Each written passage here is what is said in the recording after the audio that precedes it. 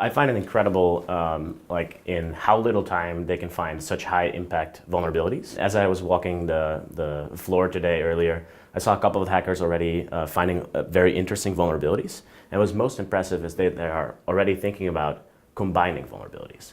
One hacker found this, another hacker found another vulnerability, and they're both working together on making a bigger impact vulnerability by chaining them together. Hands down, the most impressive thing about the hacker community is its diversity.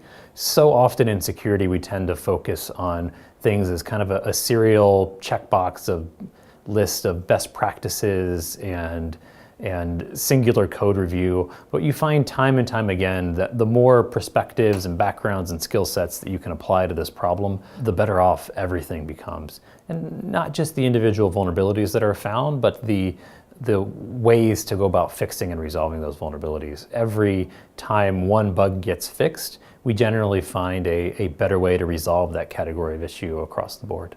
The best story I've heard so far, when you say that the hacker community, it's this two-way relationship. There was a great anecdotal story that a client told me where one of the hackers said, hey, when will I get paid my bounty? Because I want to use this to pay for my education. This guy was based out in India, and the CTO organized for that hacker to go and see their day center in India.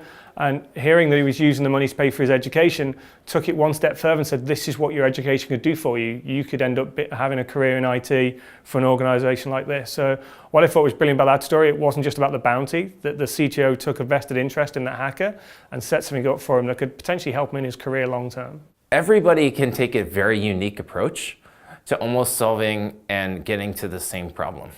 It's really fun, but basically, you could look at parameters in a different way, and Frans may look at something very similar to the way that Matthias looks at things, whereas Jobert is in a completely different environment, and he's looking directly at the code, and trying to find vulnerabilities.